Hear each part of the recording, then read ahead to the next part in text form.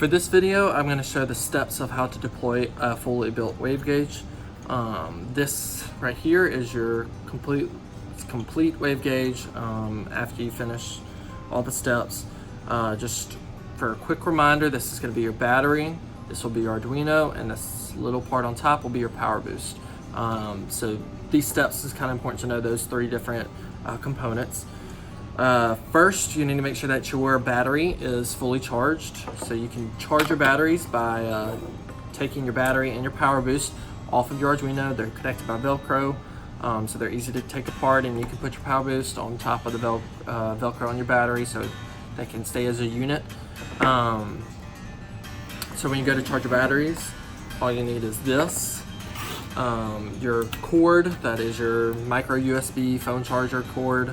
It's got a USB on one side and the micro USB on the other. So just plug your USB in. And then you need to make sure that your battery is connected to your power boost. That's using the cable that is attached to the battery. And that goes into that port right there. Plug it in. It's the only one that you're able to plug it into. That illuminates this blue light that lets you know that power is getting to the power boost from the battery. The next step will be to plug in your micro USB on this end of the power boost. It's also the only place that it can go. That will turn on this orange light. You might not be able to see the video, but it is orange. When this battery is fully charged, this light will turn green. That's how you know it's fully charged and it's ready to go. When you unplug your micro USB, when it's done charging, you want to make sure that you unplug your battery from your power boost, otherwise there's a little bit of power coming out. You just want to make sure that that stays fully charged. While the batteries are charging, or after, but before you deploy, you need to make sure you upload your code. So for that, you just need your Arduino. Make sure your SD card is plugged in. You will need this printing cable. This allows you to communicate from your computer to your Arduino. This cord, this other black cord that is with your waveGauge, it is only a power cord. That power cord goes from your power boost to your Arduino. This cannot transfer information, even though it has a USB. This one can only do power. So what you need to do is you'll plug in your USB to your computer, and this side of the cable will plug into this port right here of your Arduino. This is the only place it can go.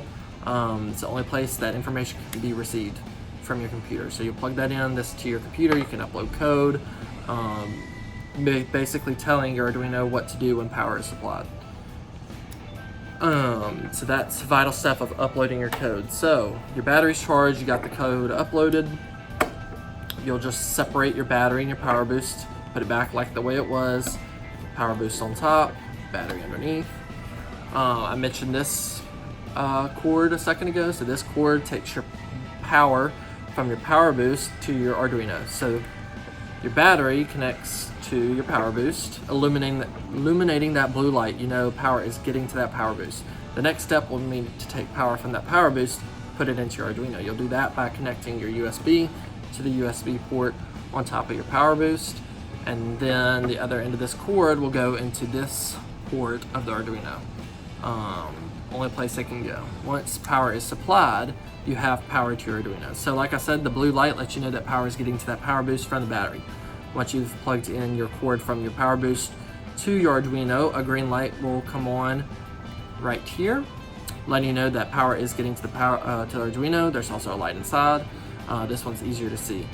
The next light you'll want to look at is right here, right above the cord that you just plugged in. There is a red light that will blink. It flashes with our code, so your Arduino is measuring 10 times per second, so it's going to sit there and flash every single time it measures. So it's flashing 10 times per second. So right now, power is being supplied. This is measuring. So when you put everything together beforehand in the lab, you want to leave the battery unplugged from your power boost so that it's not just sitting there measuring and using up power. But when you get out to the boat, so the way we do it, we will have it all stored in here.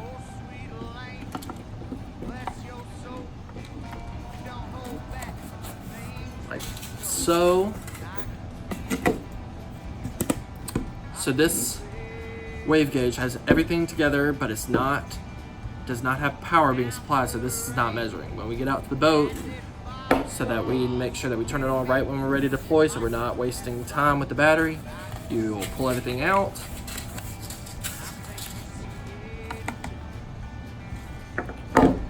Simple, make sure you plug in your cords, everything's plugged together, all your lights are on, your light is flashing. Sometimes if you do not have your SD card fully in, that red light will not be flashing. Just make sure that it's flashing, that means it's recording information. So this wave gauge is now collecting data. So you just put everything back inside, put your pool noodle, make sure it's snug. You'll put your desiccant in and finish up with the red cap. This is probably one of the most important steps. This red cap must be tightened as much as you can. If you just hold your PVC pipe and spin your, just spin the cap, it will spin. So you gotta make sure that you hold your cap as flat as possible, and hold it to make sure that when you're spinning your nut, it is not just spinning the red cap and is actually tightening. We use a wrench or pliers, anything that can help you grip this to get it as tight as you possibly can. If you are spinning the red cap and it's not tightening, or you don't tighten enough, it will flood the wave gauge, ruining all the electrical components. So you want to make sure you get this as tight as possible. So I have turned everything on, I have closed the cap as tight as I can. This wave gauge is now collecting data, ready to be secured to the boat anchor and deployed. After we leave it out for as long as we want, 5 days at the maximum, we will pull them up, bring it back to the lab or on the boat, and you will need a wrench or pliers to undo this since you tightened it as hard as you possibly can. Open it up, pull it out, and then you want to disconnect your power cords. If you leave it out for longer than the battery, it will simply turn off. That's okay, your information's on your SD card. If you pull it up and the battery's still going, you just want to make sure you disconnect everything so it's not continuously getting useless information. And then once you're ready, you can just pull your SD card out and plug it into your computer and get the information that you want. So those are the steps for the inside of the wave gauge when deploying. The next steps we're going to go through is how to secure it to the boat anchor and how to physically deploy it.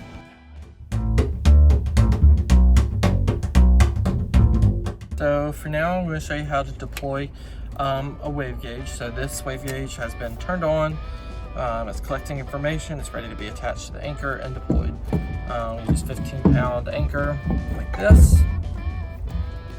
Buoys attached to the top. We just place the anchor and make sure that your anchor is between, just wedged up in here. Make sure that it is secure and ready to go. We use 4 zip ties per wave gauge. One zip tie is not long enough. These are just 14-inch cable ties. Just run it around one side.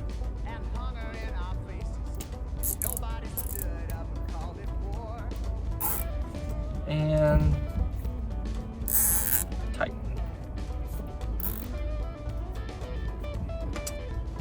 And then you'll go around your other side.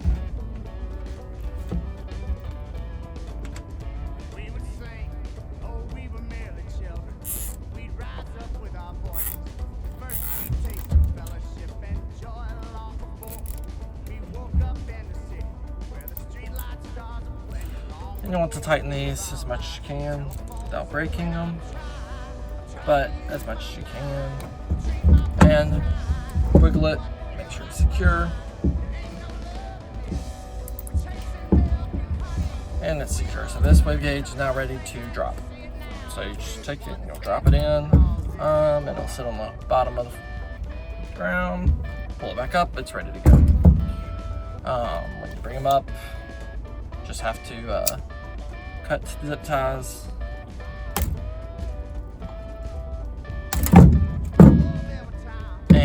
then follow the instructions of how to open it back up and turn it off, get the information. So that's basically how you attach it to the anchor and deploy. And now I'm going to show you how to deploy the wave gauge using a cinder block. Key important things about cinder block. Cinder block, you can't just deploy as is, as you get it. You have to get a grinder and smooth out the edges of at least one side, the side you're going to place your wave gauge on, because we use zip ties to hold them down.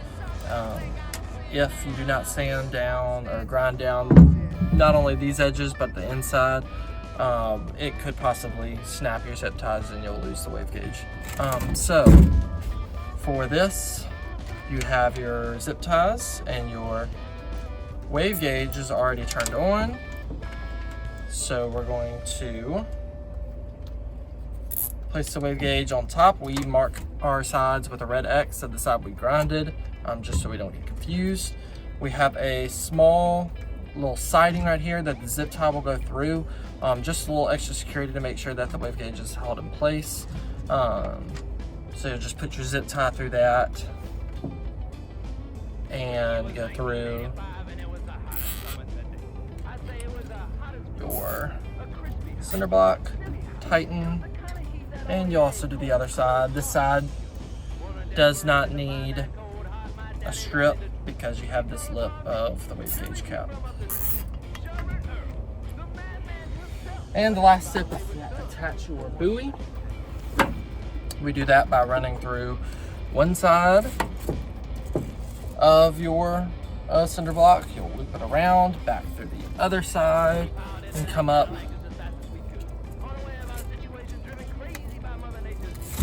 Tie it tight as you can. A little extra knots, make sure that it stays on there. And this wave gauge is ready to deploy. The rope does not have to be perfectly snug up against your wave gauge. It would be helpful if it was, but not absolutely necessary. But you want to make sure that these zip ties are as tight as possible. So basically it couldn't do this, so you want to tighten it more. Still can do it, tighten it some more. And that's pretty snug. And then once you pull it up after it's been deployed, you'll take your buoy off, your rope off,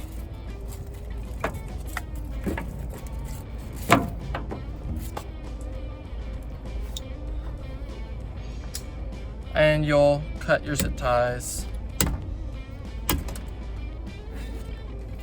Try not to rip off your strip. If not, just replace it. And then you're ready to open it up, turn it off, get your SD card, and get your information. So that's how you'll deploy using these cinder blocks. And that's the final step. It's ready to go out and get into the water.